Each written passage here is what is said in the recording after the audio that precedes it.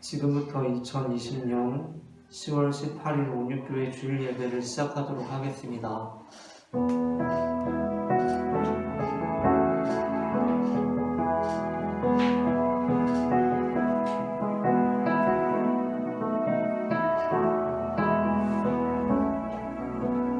이 세상을 살아가는 동안에 나의 힘을 의지할 수 없으니 기도하고 낙심하지 말 것은 주께서 참 소망이 되심이라. 하나님의 꿈이 나의 비전이 되고 예수님의 성품이 나의 인격이 되고 성령님의 권능이 나의 능력이 되길 원하고 바라고 기도합니다. 주의 길을 걸어가는 동안에 세상에 곧 의지할 수 없으니 감사하고 낙심하지 말 것은 주께서 참 기쁨이 되심이라. 하나님의 꿈이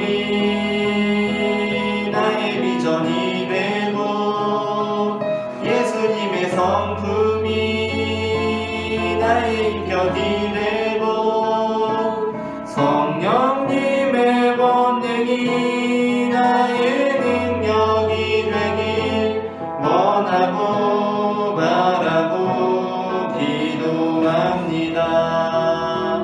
원하고 바라고 기도합니다. 원하고 바라고 예배합니다.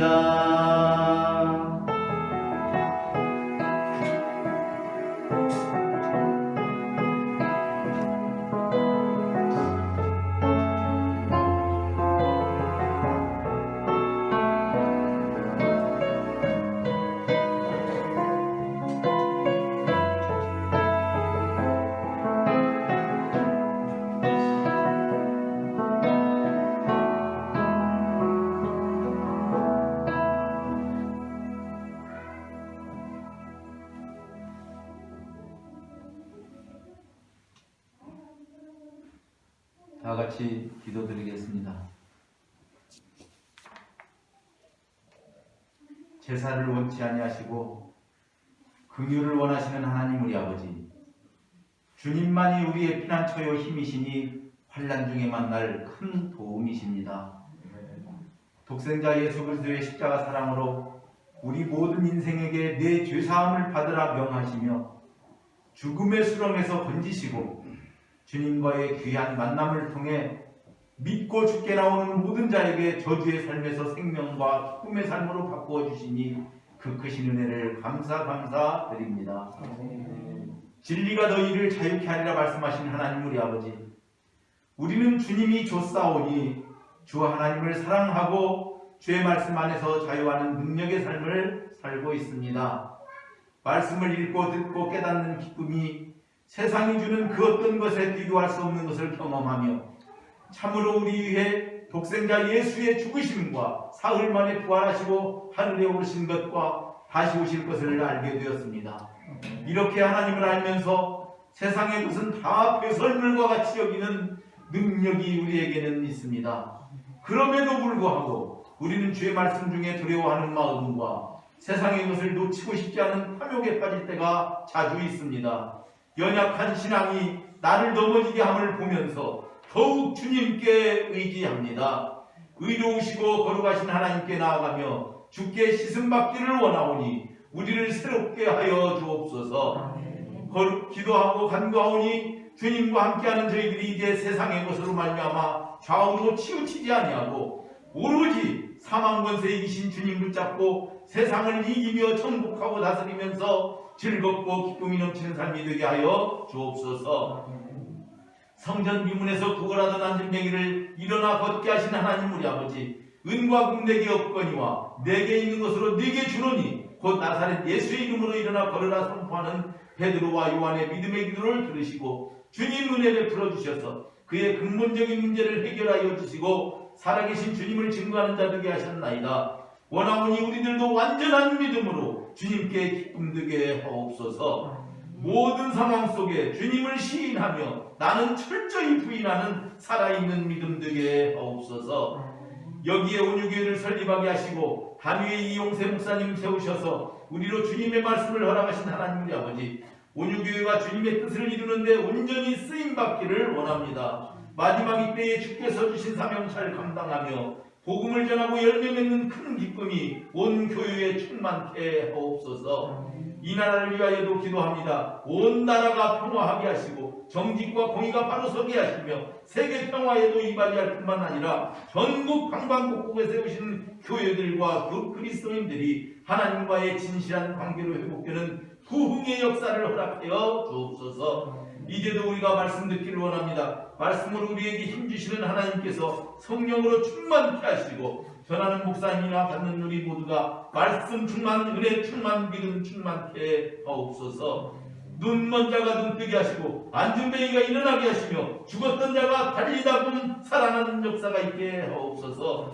사람은 할 수 없으되 창조주 하나님은 하실 수 있나이다. 이 모든 말씀을 불가능이 없으신 만유의 주 예수 그리스도 이름으로 기도하옵나이다. 아멘.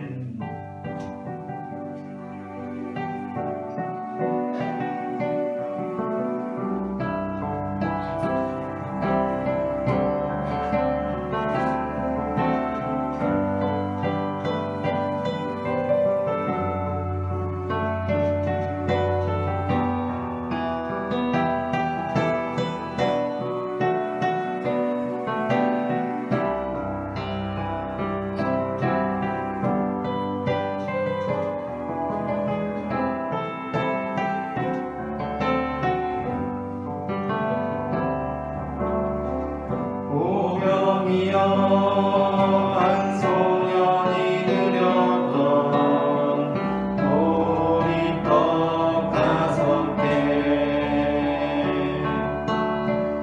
오병이여 한 소년이 드렸던 물고기 2마리 거기에는 온전한 나눔이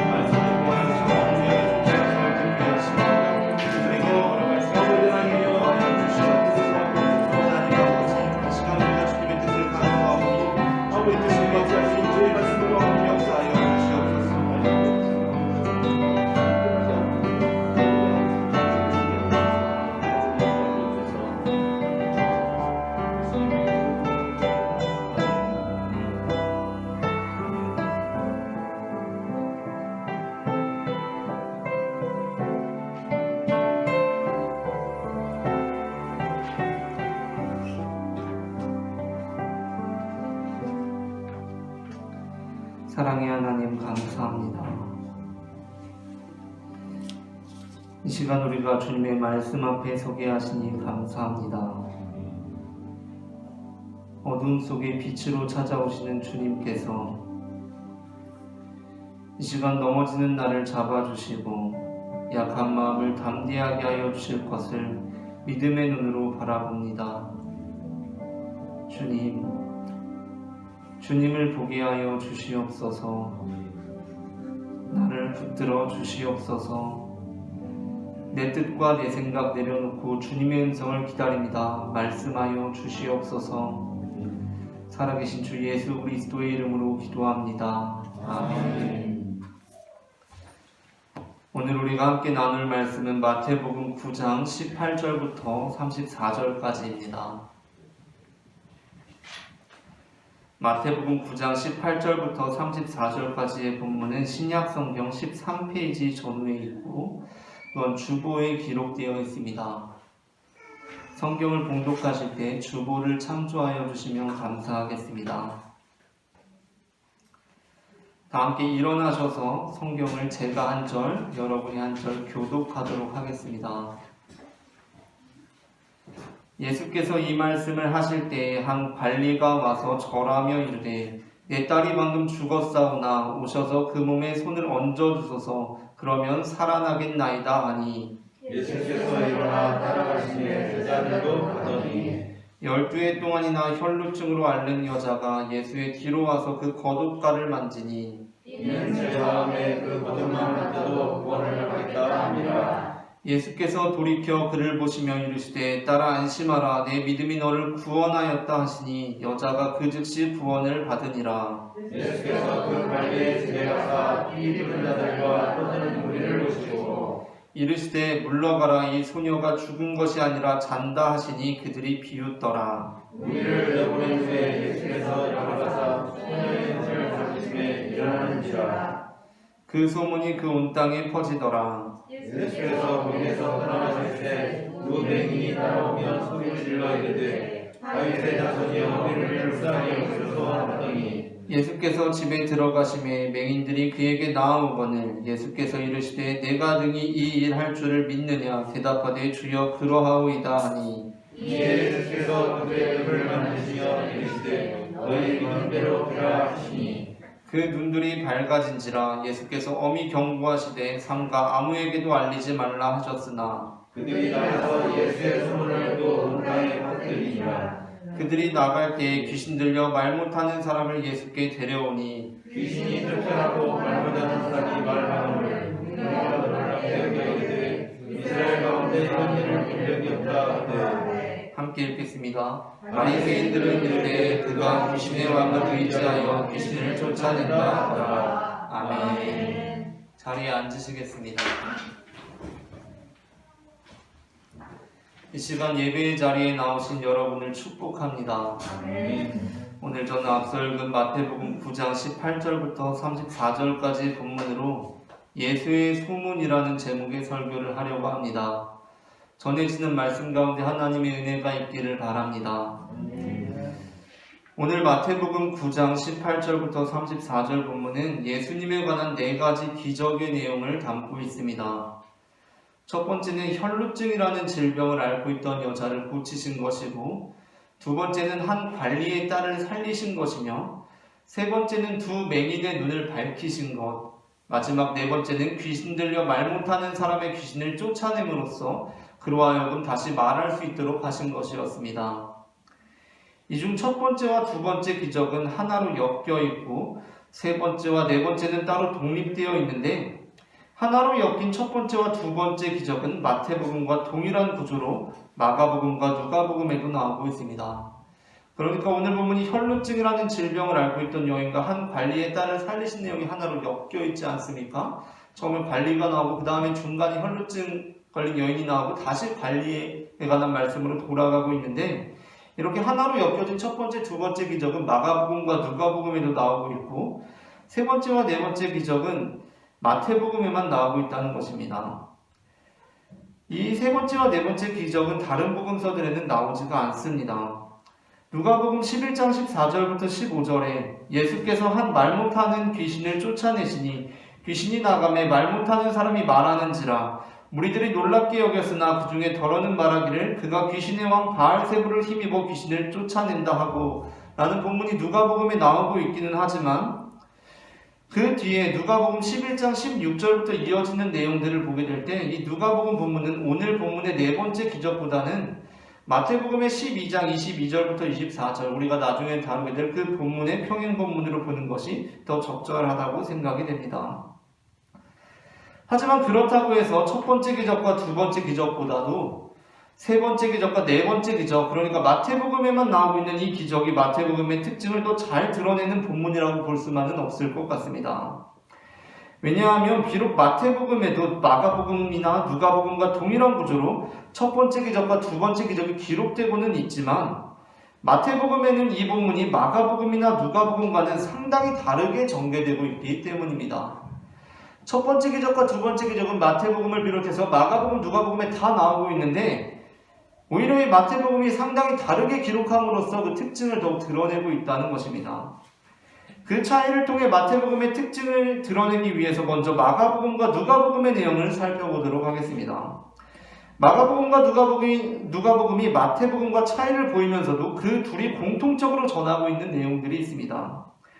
그중 가장 첫 번째로 발견할 수 있는 것은 마태복음에는 한 관리로 기록되어 있고 마가복음과 누가복음에는 회당장 야이로라고 기록되어 있는 이 사람의 어린 딸이 마가복음과 누가복음에서는 거의 죽어가고 있다는 것이었습니다. 마가복음과 누가복음에서는 이 회당장의 딸이 거의 죽어가고 있다는 것이었습니다. 마가복음 5장 22절부터 23절 회당장 중에 하나인 야이로라 하는 이가 예수를 보고 발 아래 엎드려 간곡히 구하여 이르되 내 어린 딸이 죽게 되었사오니 오셔서 그 위에 손을 얹으사 그로 구원을 받게 하소서 하거늘 내 어린 딸이 죽게 되었사오니 오셔서 그 위에 손을 얹으사 그로 구원을 받아 살게 하소서 하거늘 누가복음 8장 41절부터 42절 이에 회당장인 야이로라 하는 사람이 와서 예수의 발 아래 엎드려 자기 집에 오시기를 간구하니 이는 자기에게 12살 된 외딸이 있어 죽어 가밀어라. 예수께서 가실 때에 무리가 밀려들더라. 아멘. 다음으로 마가복음과 누가복음이 공통적으로 전하고 있는 것은 혈루증을 앓던 여자가 예수님의 손에 또는 그 옷가에 손을 대자마자 그 병이 나았다는 것이었습니다. 마가복음 5장 25절부터 29절 12회를 혈루증으로 앓아온 한 여자가 있어 많은 의사에게 많은 괴로움을 받았고 가진 것도 다 허비하였으되 아무 효험이 없고 도리어 더 중하여졌던 자에 예수의 소문을 듣고 무리 가운데 끼어 뒤로 돌아와서 그의 옷에 손을 대니 이는 내가 그의 옷에만 손을 대어도 구원을 받으리라 생각함이로라. 이에 그의 혈루 근원이 곧 마름에 병이 나은 줄을 몸에 깨달으니라. 누가복음 8장 43절부터 44절 이에 12회를 혈루증으로 앓는 중에 아무에게도 고침을 받지 못하던 여자가 예수의 뒤로 와서 그의 옷가에 손을 대니 혈루증이 즉시 그쳤더라. 아멘.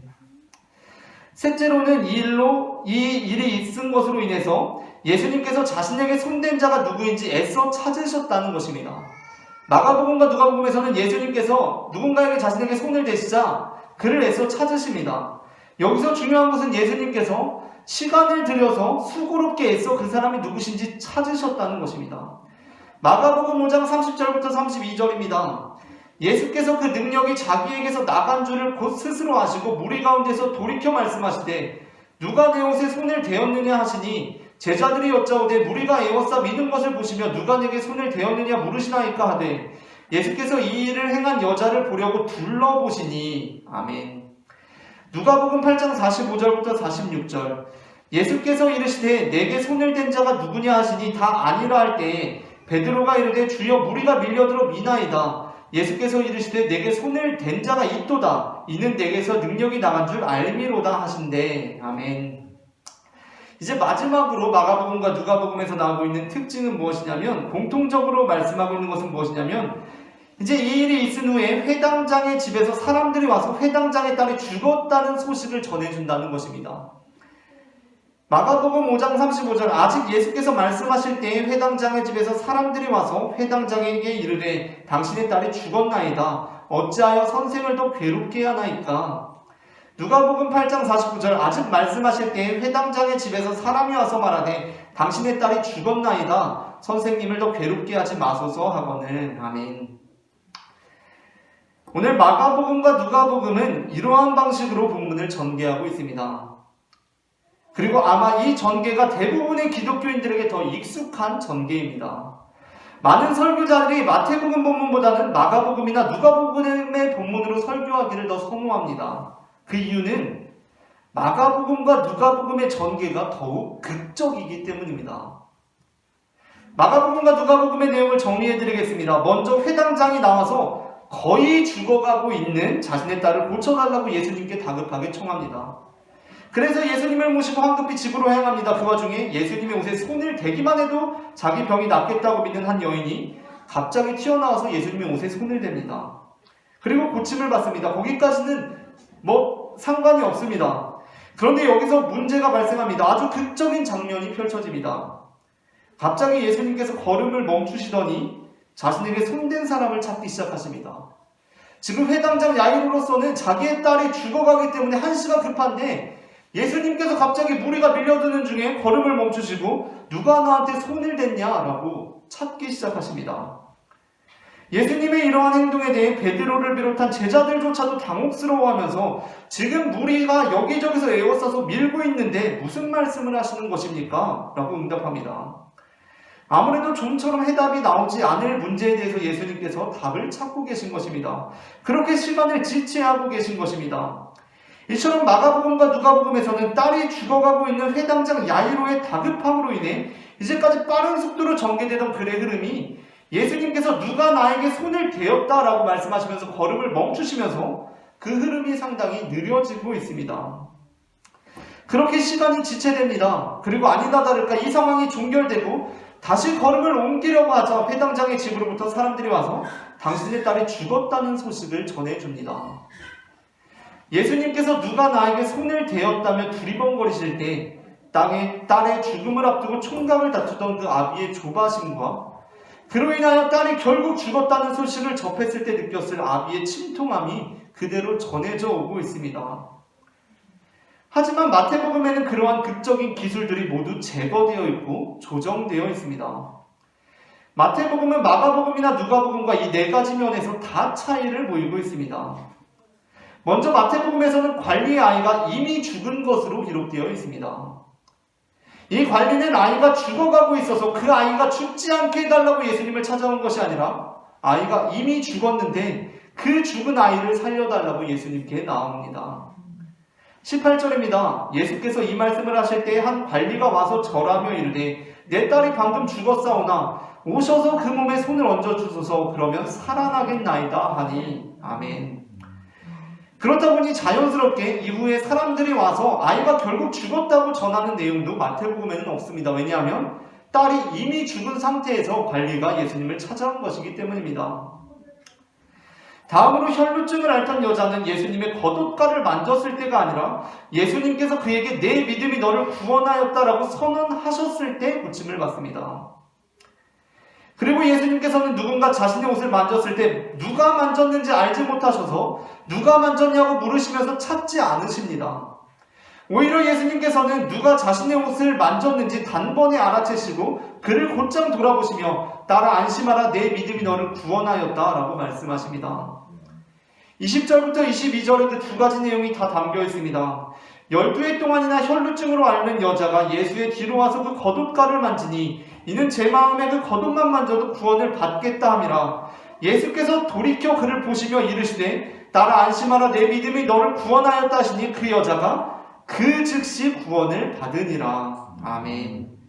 그러니까 마태복음에서는 이 혈루증을 앓던 여자가 고침받은 내용이 비록 그 고침받은 시기는 마가복음이나 누가복음에 비해서 옷을 만진 즉시가 아니라 옷을 만지고 나서 선언하실 때로 나타나기 때문에 약간 늦어질 수는 있었겠지만 그 옷을 만지고 예수님께서 선언하시고 고침받는 속도감이 마가복음이나 누가복음에 비해서 훨씬 빠르게 전개된다는 것입니다. 누가 나를 만졌냐라고 둘러보시고 이런 것이 없습니다. 그냥 만지고 예수님께서 돌아보시고 네 믿음이 너를 구원하였다라고 선언하시고 그 즉시 병이 낫는 것입니다. 그렇다면 마태복음이 이렇게 마가복음이나 누가복음과는 다르게 기록하고 있는 이유는 무엇입니까?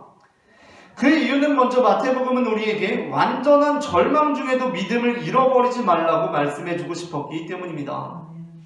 죽어가는 딸을 위해 예수님을 찾아온 회당장 야이로보다도 이미 딸이 죽었는데도 불구하고 예수님께 나온 한 관리의 모습은 완전한 절망 중에도 믿음을 포기하지 않는 신앙의 본보기가 됩니다. 믿음의 진정한 힘과 능력은 절망 중에 드러납니다. 하박국 선지자는 희망과 안정과 밝아오는 미래에 대한 약속 가운데 믿음의 능력을 선포한 것이 아니라 절망과 불안과 어둠이 짙게 깔린 앞날을 바라보며 이렇게 예언하고 있습니다. 하박국 2장 4절입니다. 의인은 그의 믿음으로 살리라. 의인은 그의 믿음으로 말미암아 살리라. 이 예언은 살만 나는 세상을 그리면서 하는 것이 아니라 죽음이 엄습해오는 상황 속에서 생명을 걸고 선언한 말씀이었습니다. 의인은 믿음으로 말미암아 살리라. 히브리서는 그 정신을 그대로 계승하여 히브리서 10장 35절부터 38절에서 이렇게 말씀하고 있습니다. 그러므로 너희 담대함을 버리지 말라. 이것이 큰 상을 얻게 하느니라. 너희에게 인내가 필요함은 너희가 하나님의 뜻을 행한 후에 약속하신 것을 받기 위함이라. 잠시 잠깐 후면 오시리가 오시리니 지체하지 아니하시리라. 나의 의인은 믿음으로 말미암아 살리라. 아멘. 시련 속에서도 결국에는 하나님의 뜻이 실현될 것을 믿음의 눈으로 바라보며 사는 것이 바로 믿음이라는 것입니다. 세상의 온갖 시련 속에서도 결국에는 하나님의 뜻이 실현될 것을 믿음의 눈으로 바라보며 사는 것이 바로 믿음입니다. 그리고 마태복음이 이렇게 마가복음이나 누가복음과는 다르게 기록되어 있는 다음 이유는 우리의 삶에 나타나는 하나님의 능력, 그러니까 기적이라는 것이 우리의 믿음으로 인해서가 아니라 예수님의 은혜로 주어지는 것임을 분명히 알게 하기 위함이었습니다. 다시 마태복음 본문을 보면서 혈루증을 앓던 여자가 고침받았던 내용을 살펴봅시다. 마가복음과 누가복음에서는 그 여자가 예수님의 옷에만 손을 대어도 고침을 받겠다는 믿음을 가지고 예수님의 옷에 손을 대었을 때 즉시로 그 혈루증이 고침을 받습니다. 하지만 마태복음은 그 시기를 옷을 만졌을 때가 아니라 예수님께서 돌이켜 그녀를 보시며 딸아 안심하라 네 믿음이 너를 구원하였다라고 말씀하신 때로 조정하고 있습니다. 그러니까 마태복음에서는 혈루증을 앓던 여인이 예수님의 옷에만 손을 대어도 고침을 받겠다는 확실한 믿음을 가지고 예수님의 옷에 손을 대었을 때에는 아무 일도 벌어지지 않았던 것입니다. 그녀가 확실한 믿음을 가지고 있었지만 아무 일도 벌어지지 않았던 것입니다. 이를 통해 마태복음은 마가복음과 누가복음 본문에서 우리가 오해할 만한 부분에 대해서 바로잡아주고 있습니다. 분명 마가복음과 누가복음은 믿음의 힘을 드러내기 위해 그와 같은 방법으로 본문을 전개하였습니다. 마태복음 역시 믿음의 힘 자체를 부정하는 것은 아닙니다. 그러나 마태복음의 전개는 우리에게 나타나는 기적은 우리의 믿음으로 인한 것이 아니라 예수님의 분명한 은혜라고 더욱 강조하고 있습니다. 기독교 신앙에서 믿음은 아주 중요합니다. 기독교 신앙이라는 말 자체가 기독교 믿음이라는 말로 다시 쓰여질 수 있을 정도입니다. 그리고 특별히 개신교회, 우리 성당 아니고 교회 다니는 사람들에게 있어서는 믿음은 거의 절대적인 위치를 차지하고 있는 것처럼 보이기도 합니다. 왜냐하면 개신교가 구교, 그러니까 천주교로부터 종교개혁을 할 때 무엇보다 강조한 것이 바로 믿음이기 때문입니다. 그 근거가 되었던 바 있는 로마서 1장 16절부터 17절은 이렇게 기록하고 있습니다.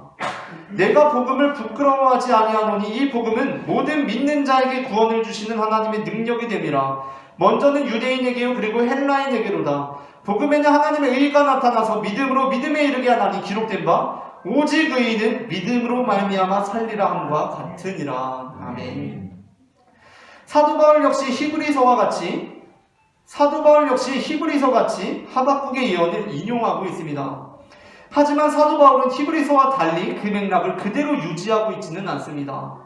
사도 바울에게 있어서 의인은 그의 믿음으로 말미암아 살리라라는 하박국의 예언은 다른 방향으로 전환됩니다.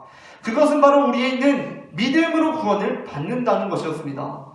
사도 바울은 절망 중에 시련 중에 지켜야 할 믿음에 대해서 말씀하고 있지 않습니다. 오히려 사도 바울이 전하고 있는 것은 우리는 민족이라든가 또는 그 이어지는 주제들로 볼 때 행함으로 구원을 받는다는 것이 아니라 믿음으로 구원을 받는다는 것이었습니다. 그래서 여기서 유의할 점이 있습니다. 사도 바울이 주장하고 있는 것은 민족이 아니라 행함이 아니라 믿음이라는 것입니다. 사도 바울이 믿음을 강조하고 있는 이유는 민족이 아니라 행함이 아니라 믿음으로 구원을 받는다는 것이었습니다. 사도 바울은 민족이 아니라 행함이 아니라 믿음을 주장합니다. 그렇기 때문에 종교개혁가들 당시 구교가 주장하던 행함이 아니라 오직 믿음으로 구원을 받는다며 이 본문을 근거로 삼았습니다. 그런데 이제 벌써 시간이 너무 오래 흘러서 우리가 정신을 차리지 않으면 우리는 간혹 앞에 붙어있는 민족이 아니라 행함이 아니라를 잊어버리고 그냥 다른 어떤 것도 안 되고 오직 믿음이라고 생각하는 위험에 빠질 수 있습니다. 그러니까 우리가 여기서 사도 바울이 종교개혁가들이 믿음을 주장한 것에 대해서 우리가 늘 기억해야 하는 것은 믿음을 강조한 이유는 어떠한 민족이 아니라 행함이 아니라 믿음이라는 것이었다는 것입니다. 그런데 우리는 그것을 너무나 자주 잊어버린다는 것입니다. 분명 사도 바울이 오직 의인은 믿음으로 말미암아 살리라라고 선포한 것은 말 그대로의 오직이 아니라 민족이 아니라 행함이 아니라 믿음이라는 것입니다. 우리는 때로 모든 믿는 자에게 구원을 주시는 하나님을 읽으면서 마치 하나님을 모든 믿는 자에게 구원을 주실 수밖에 없는 하나님으로 그리곤 합니다. 그러니까 모든 믿는 자에게 구원을 주시는 하나님이라는 구절을 읽으면서 하나님은 모든 믿는 자에게 구원을 주실 수밖에 없는 하나님으로 그리곤 합니다. 그러니까 하나님은 우리가 믿음으로 그 옷을 만지면 예수님께서 아시든지 모르시든지 병이 고침받는 것처럼 우리가 믿기만 하면 구원을 베푸실 수밖에 없는 존재로 이해한다는 것입니다. 하지만 사도 바울이 가장 중요하게 전하고자 했던 것은 모든 믿는 자에게 구원을 주시는 하나님에서 믿기만 하면 구원을 베풀 수밖에 없는 하나님이 아니라 모든의 방점이 있습니다. 사도 바울이 말씀하고 있는 것은 모든 믿는 자에게 구원을 주시는 하나님입니다. 복음은 하나님의 구원은 유대인으로 한정되는 것이 아니라는 것이 사도 바울의 핵심이었습니다. 그런데 우리는 그러한 사도 바울의 강조점은 다 잊어버리고 그냥 무조건 믿음이라고 목소리를 높입니다. 구원이 유대인으로 제한된다는 주장에 대해서는 또는 구원에는 어떠한 행함의 조건들이 채워져야 한다는 주장에 대해서는 우리는 오직 믿음이라고 목소리를 높여 주장해야 합니다. 하지만 우려되는 것은 무엇이냐면 그렇게 기계적으로 오직 믿음 주장하다가 하나님의 은혜에 대해서도 은혜가 아니라 믿음이라고 하는 지경에까지 이를 수도 있다는 것입니다. 성경에서는 민족이 아니라 믿음, 행함이 아니라 믿음이라고 하고 있는데 우리는 오직 믿음 하다가 저쪽에서 은혜해도 은혜가 아니라 믿음 하고 만다는 것입니다. 사도 바울은 로마서 1장부터 믿음을 주장하고 있습니다. 그런데 5장에 이르러서 이렇게 고백하고 있습니다. 로마서 5장 1절부터 2절. 그러므로 우리가 믿음으로 의롭다 하심을 받았으니 우리 주 예수 그리스도로 말미암아 하나님과 화평을 누리자. 또한 그로 말미암아 우리가 믿음으로 서 있는 이 은혜에 들어감을 얻었으며 하나님의 영광을 바라고 즐거워하느니라. 아멘. 또한 그로 말미암아 우리가 믿음으로 서 있는 이 은혜에 들어감을 얻었으며 라고 사도 바울은 말하고 있습니다. 우리는 행함이 아니라 믿음으로 구원을 얻습니다. 믿음은 민족의 장벽을 무너뜨리는 힘이 됩니다. 그러한 면에서 기독교에서 믿음은 정말 중요합니다. 그런데 그 믿음이 서 있는 근거가 있습니다. 정말 그것이 없으면 믿음은 너무나 무력한 것이 되어버리고 마는 토대가 있습니다. 그것은 바로 하나님의 은혜입니다. 사도 바울은 이렇게 말씀하고 있습니다. 믿음으로 서 있는 이 은혜, 믿음으로 서 있는 이 은혜, 우리가 믿음으로 서 있는 게 은혜 위에서 가능하다는 것입니다. 그래서 사도 바울의 가장 핵심적인 고백이자 가장 유명한 고백이 된 성경 구절에서 사도 바울은 믿음을 주장했던 사도 바울은 이렇게 고백하고 있습니다. 고린도전서 15장 10절입니다. 그러나 내가 낳은 것은 하나님의 은혜로 된 것이니 내게 주신 그의 은혜가 헛되지 아니하며 내가 모든 사도보다 더 많이 수고하였으나 내가 한 것이 아니요 오직 나와 함께 하신 하나님의 은혜로라. 아멘. 사도 바울은 이렇게 고백합니다. 내가 낳은 것은 하나님의 은혜로 된 것이니 내가 한 것이 아니요 오직 나와 함께 하신 하나님의 은혜로라. 아멘. 오늘 마태복음 본문이 우리에게 드러내주고 있는 것이 바로 그 부분입니다. 우리가 마가복음과 누가복음의 본문만을 보면 마치 믿음이 그 모든 일을 다 이루어낸 것 같습니다. 예수님께서는 마치 믿기만 하면 그 능력을 행하실 수밖에 없는 자판기처럼 그곳에 서 있고 우리는 그곳을 믿음으로 만지기만 하면 예수님의 의지나 의도와는 상관이 없이 기적이 일어나는 것입니다.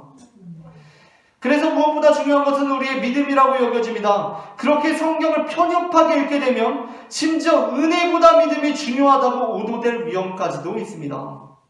하지만 다행히도 성경은 마가복음이나 누가복음뿐만이 아니라 마태복음도 그 안에 담고 있으므로 그러한 주장에 대해서 분명히 경계하고 있습니다. 구원은, 고침은 우리의 어떠한 행위 또는 믿음이 아니라 예수님의 선언 그리고 은혜로부터 나온다라고 말입니다. 오늘 본문에 나오고 있는 혈루증을 앓던 여자와 두 맹인들이 바로 그 은혜를 가장 분명하게 경험한 사람들이었습니다. 그래서 오늘 본문은 그들이 낸 소문이 그들이 주체가 된 소문이 아니라 예수님께서 주체가 되는 소문이었다라고 전해주고 있습니다. 그들은 예수님을 믿고 고침받았기 때문에 자 여러분 보십시오. 제가 예수님을 믿었더니 이렇게 보게 되었습니다. 라고 자신이 주체가 된 소문을 내지 않았습니다. 그렇게 두 맹인이 고침을 받은 소문이 퍼지지 않았습니다. 예수님께서 내 믿음이 너를 구원하였다라고 말씀까지 해주셨으니까 여러분 보십시오. 제가 예수님을 잘 믿었더니 이렇게 혈루증이 나왔습니다. 라고 소문내지 않았습니다. 오늘 본문의 31절은 그 소문이 어떠한 소문이었는지 명확하게 말씀하고 있습니다. 그것은 예수의 소문이었습니다. 고침받은 이들의 믿음의 주체가 되는 소문이 아니라 그들을 고치시고 싸매시고 돌보시는 예수님의 은혜의 소문이었던 것입니다. 어떤 바리새인들은 예수님께서 그런 능력을 행하시는 것이 귀신의 왕을 의지하고 있는 것이라며 거짓 소문을 퍼뜨립니다. 하지만 예수님의 은혜가 주체가 되는 소문 앞에서 그러한 거짓 소문은 제자리를 찾지 못하고 어정쩡하게 뒤로 물러나게 됩니다.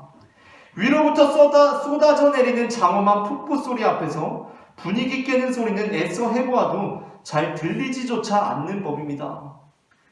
폭포 소리가 장엄하게 울려 퍼지는데 쏟아져 내리는데 거기서 뭐라고 말해도 딴소리를 해도 거기서는 잘 들리지가 않는 것입니다. 왜냐하면 쏟아지는 은혜가 너무나 강력하기 때문입니다. 그런데 사실 오늘 본문에서 우리에게 가장 은혜가 되고 위로가 되고 또 읽고 나면 마음속에 남는 말씀이 바로 예수님께서 우리에게 네 믿음이 너를 구원하였다라고 말씀해 주시는 부분이기도 합니다. 은혜가 아니라 믿음이 우리의 마음에 남는다는 것입니다. 그래서 우리가 헷갈립니다. 아니 대체 우리가 구원을 받는다면 믿음으로 받는 것인지 아니면 은혜로 받는 것인지 헷갈리는 것입니다. 예수님께서 분명히 네 믿음이 너를 구원하였다라고 말씀을 하시는데 우리는 그 말씀을 어떻게 받아들여야 합니까? 여기서 우리가 유념해야 할 것은 성경은 무슨 자판기 사용 설명서가 아니라 하나님과 믿음의 사람들이 주고받은 편지라는 것입니다. 이 편지에서 믿음의 사람들은 하나님께 모든 것이 하나님의 은혜라고 고백하고 하나님께서는 믿음의 사람들에게 이 모든 것이 너의 믿음으로 된 것이라고 말씀하십니다. 우리는 하나님과 무슨 행정 처리하는 문서들을 주고받는 관계가 아니라 사랑의 노래를 주고받는 관계입니다. 한 의료 선교사님, 그러니까 의사이면서 동시에 선교사님이기도 한 훌륭한 분의 다큐멘터리를 본 적이 있습니다. 이분이 오지에서 의료 선교사로서 의료 선교 활동을 하고 계셨습니다. 그런데 거기에서 그 다큐멘터리에서 한 원주민 어머니의 인터뷰 내용이 나옵니다. 그 어머니는 몇 해 전에 열병을 앓고 있던 자신의 아들을 선교사님께 데려와서 거의 죽을 뻔한 아이를 살리게 된 분이셨습니다. 이 어머니는 그때 선교사님께 얼마나 고맙고 감사했는지 그리고 얼마나 놀라웠는지에 대해서 인터뷰를 했습니다. 그런데 그 어머니가 인터뷰를 마치면서 이런 이야기를 전해줍니다. 그때 제 아이의 열이 떨어지는 모습을 보면서 저는 너무나 놀라웠고 선교사님께 감사했습니다. 호전되는 아이를 보며 제가 할 수 있는 것이라고는 선교사님께 고쳐주셔서 감사하다는 말을 거듭해서 하는 것뿐이었습니다.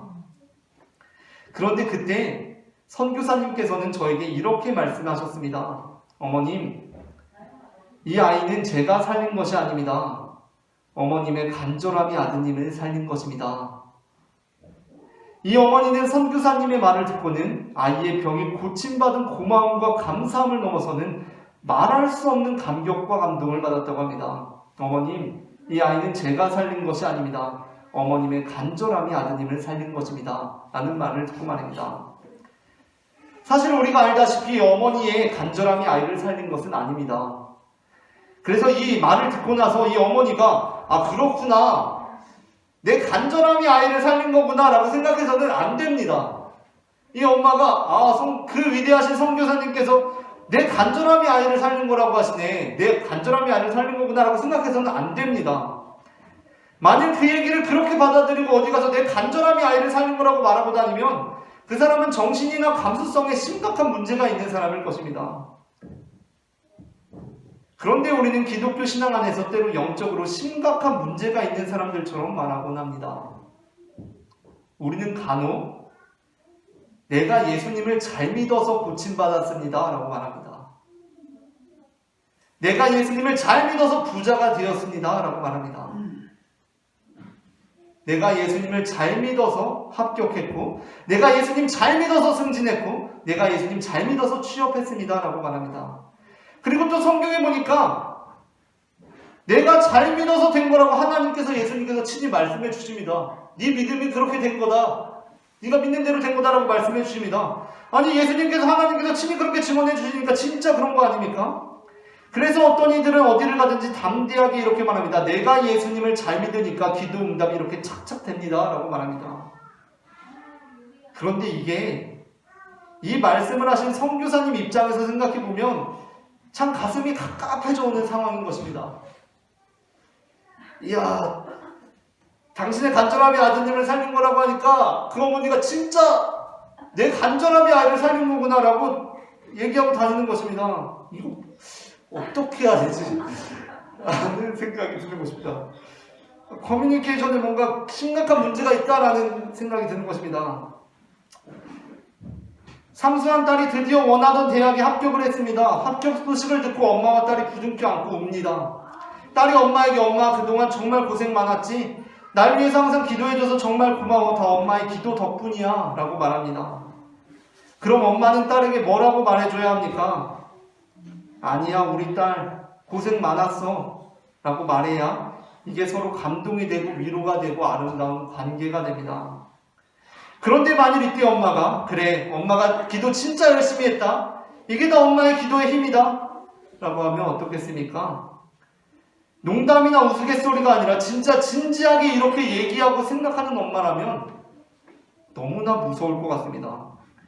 야, 네가 쪽잠 자면서 전쟁하듯이 공부한 거 그거 다 쓰잘데기 없는 거야. 네가 기도해서 된 거야, 기도해서 라고 말하면 진짜 소름 끼치게 무서울 것 같습니다. 우리는 그 누구보다 기도의 능력을 믿는 사람들이지만 그건 아닌 겁니다. 그건 단순히 기도해서 된 건 결코 아닙니다. 우리는 공부 안 하고 기도만 해서 인류대에 들어간 사람보다 기도 안 하고 공부만 해서 인류대에 들어간 사람을 훨씬 많이 알고 있습니다. 그렇게 우리는 기도로 무슨 병이든 낫게 할 수 있다며 아이를 병원에 보내지 않는 부모들이 되어서는 안 됩니다. 하지만 그렇다고 해서 우리가 이 선교사님이 말을 잘못했네라고 생각한다면 그것도 선교사님의 의도에 대한 온전한 이해라고 할 수 없습니다. 그렇게 무슨 자판기 설명서 읽듯이 이 이야기를 읽으면 안 됩니다. 자판기 설명서 읽듯이 이 이야기를 들은 다음에 자판기 회사에 여기 설명서에 오타 있다고 전화하듯이 그렇게 행동해서는 안 됩니다. 여기에는 분명한 선교사님의 의도가 있습니다. 선교사님은 아들의 병만 고쳐주고 싶었던 것이 아니라 그 어머니의 마음, 아이를 선교사님께 데리고 오면서 가졌을 그 마음의 고통, 자녀가 병에 걸리지 않도록 제대로 챙기지 못하는 부모로서의 죄책감, 그 모든 것들로부터 그 영혼을 치료해주고 싶었던 것입니다. 이것이 바로 우리의 아버지 되신 하나님께서 자녀된 우리와 맺는 관계이고 또한 우리가 하나님과 맺어야 하는 관계입니다. 사실 구원에 있어서 우리의 공로가 전혀 없는 바는 아닙니다. 우리는 나름대로 하나님의 뜻에 따라 살려고 애쓰고 있고 최소한 우리는 적어도 믿기라도 했습니다. 분명 우리의 공로가 있습니다. 그런데 그리스도인이라는 사람들은 어떻게 말하는 사람들입니까? 이 사람들은 하나님의 뜻대로 살려고 애쓰고 때로는 손해도 보고 때로는 희생도 하고 헌신을 하면서도 도무지 그래 이 모든 것은 내 힘으로 내 믿음으로 이룬 것이다 라고 말할 줄을 모르는 사람들입니다. 그리스도인들은 그 누구보다도 열심히 살고 손해도 보고 때로는 희생도 하고 헌신을 하면서도 도무지 그래 이 모든 것은 내 힘으로 내 믿음으로 이룬 것입니다 라고 말할 줄은 모르는 사람들입니다. 참으로 그리스도인들은 최선을 다해 노력하고 열심을 다해 정진하고 목숨을 걸고 투신했음에도 결국에는 주님, 모든 것이 주님의 은혜입니다 라고 고백하는 사람들입니다. 아멘. 반면 우리의 아버지 되신 하나님은 어떠한 분이십니까? 참으로 우리는 하나님께서 베풀어 주신 은혜 아래 살 수가 있었습니다. 주님의 은혜가 아니면 우리의 생명도 인생도 믿음도 아무런 의미와 가치를 지니지 못하고 다 바스러져 버립니다. 정말 모든 것이 주님의 은혜임을 인정할 수밖에 없습니다. 우리는 삶의 모든 순간들 속에서 내가 아무리 노력하고 최선을 다해도 주님께서 길을 열어주시지 않으면 한 걸음도 내디딜 수 없음을 절감하며 살아갑니다. 그런데 그 모든 일이 이루어지고 그 모든 일이 해결되고 그 모든 일이 성취되었을 때 주님께서 우리에게 베푸시는 음성은 무엇입니까? 그래, 이 모든 것이 내 은혜로 이루어진 것이다. 내 은혜가 아니면 네가 무엇 하나 제대로 할 수 있었겠냐? 라는 것이 아닙니다. 하나님께서 우리에게 이렇게 말씀해 주시는 것입니다. 네 믿음이 너를 구원하였다. 네 믿음이 너를 구원하였다. 그러므로 우리는 대체 우리의 구원이 믿음으로부터 얻는 것이냐 아니면 은혜로 얻는 것이냐를 궁리하며 아까운 시간들을 허비하지 않습니다. 왜냐하면 우리는 하나님께 나의 나된 것은 다 하나님의 은혜라고 분명한 목소리로 고백하면서도 하나님으로부터 네 믿음이 너를 구원하였다라는 분명한 음성을 듣기 때문입니다. 우리는 그 음성을 듣고는 역시 하나님도 내 믿음이 나를 구원했다고 말씀해 주시네 라고 까불거리지 않습니다. 우리는 그 음성을 듣고 감격합니다. 더욱 깊은 주님의 은혜를 경험하고 네 믿음이 너를 구원하였다라는 말씀을 통해 우리는 이 모든 것이 주님의 은혜임을 더욱 강하게 믿게 됩니다. 그렇게 우리는 우리의 믿음을 인정해 주시는 그 은혜 안에서 살아가는 이 모든 순간이 주님의 은혜라고 예수의 소문을 내며 살아갑니다. 이처럼 하나님께서는 자신의 은혜를 드러내시는 것이 아니라 우리의 믿음을 인정해 주심으로 더욱 큰 은혜로 우리를 덧입히시고 세우시고 이끌어 가시는 분임을 저는 마태복음 9장 18절부터 34절 본문을 근거로 고백합니다.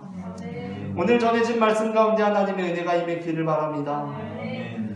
이 시간에는 우리 함께 찬양하길 원합니다.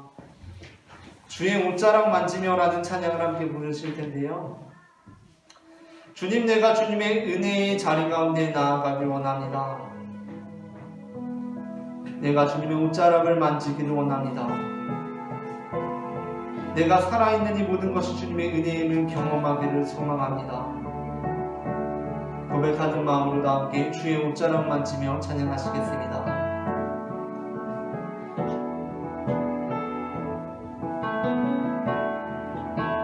주 발 앞에 무릎 꿇고 그 사랑에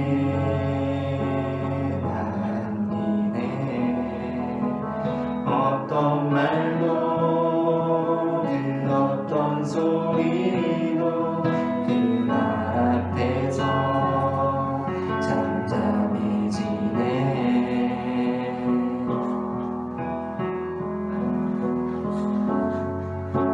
주 나의 사랑 그 발 앞에 앉아 내 모든 기도는 사랑의 노래가 되네.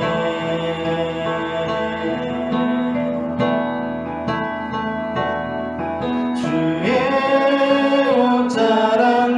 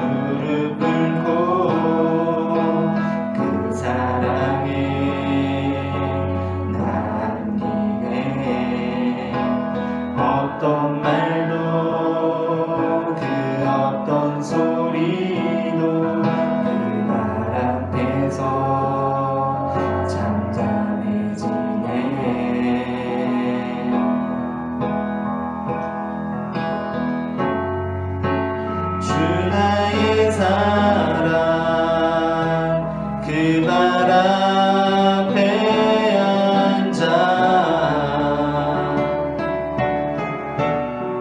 내 모든 기도는 사랑의 노래가 되네.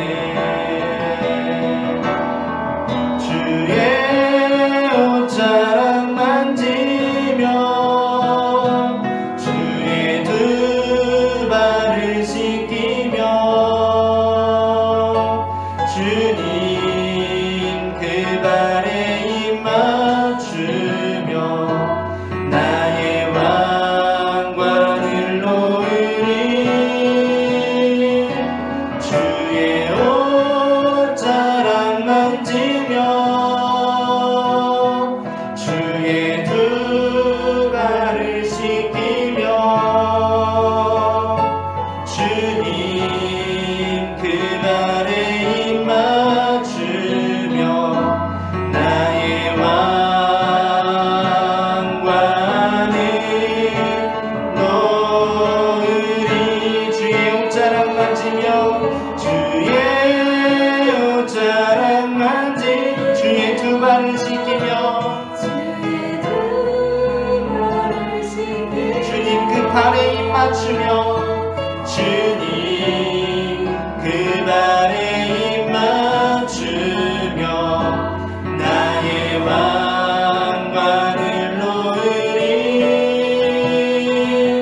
주의 옷자락 만지며 주의 두 발을 씻기며 주님 그 발에 입 맞추며 나의 왕관을 놓으리. 주 나의 모습 보내 함께 찬양합니다.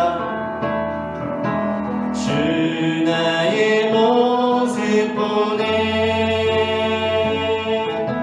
상한 나의 맘 보시네. 주 나의 눈물 안에 홀로 울던 나가시네. 주 나의 모습 보내 주 나의 모습 보내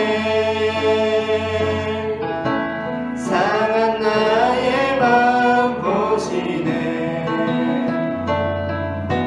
주 나의 눈물 안에 홀로 울던 맘 아시네.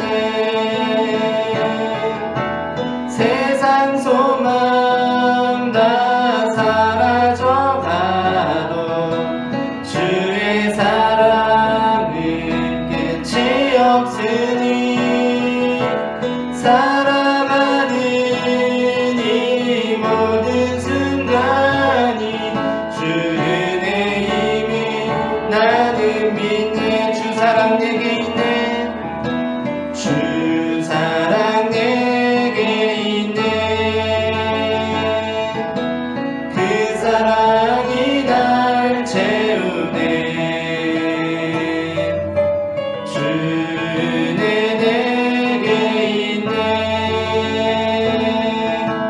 그대로 날 세우네. 주 사랑 내게 있네. 주 사랑 내게 있네. 그 사랑이 날 채우네.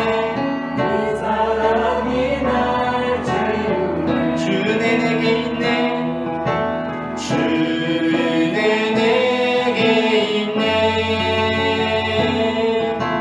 그대로 날 세우네. 세상 소망 다 사라져가도 주의 사랑은 끝이 없으니 살아가는 이 모든 순간이 주 은혜임을 나는 믿네. 세상 소망 다 사라져가도 세상 세상 소망 다 사라져가도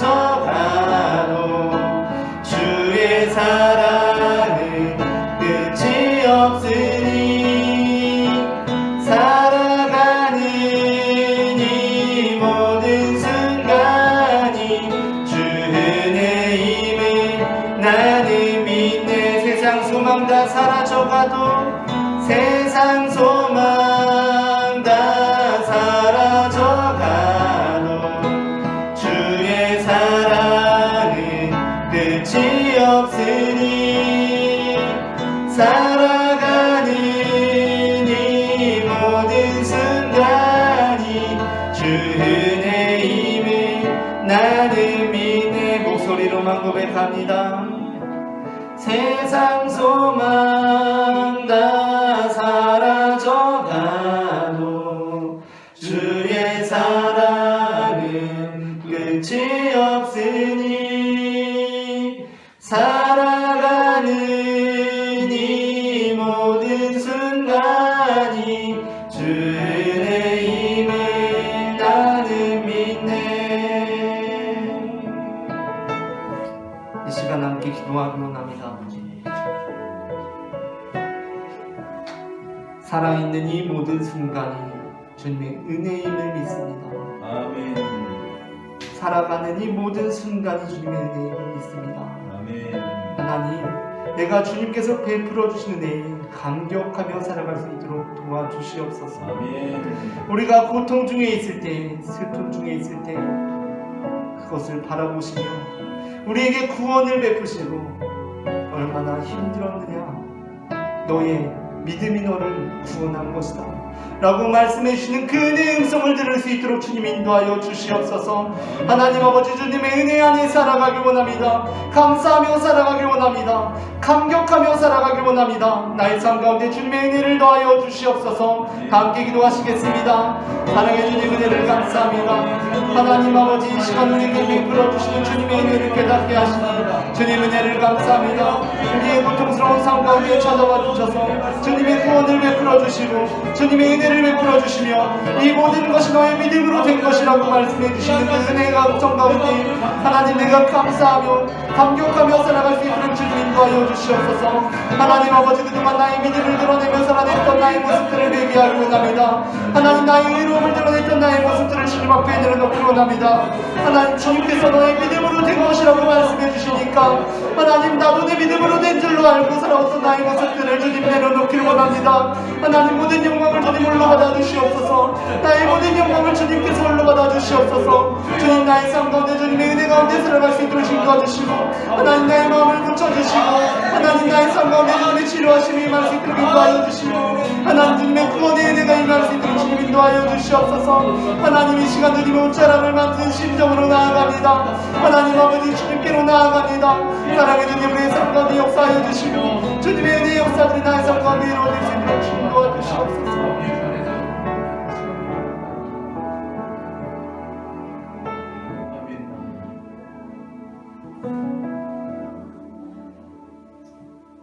우리를 사랑하시는 하나님 아버지,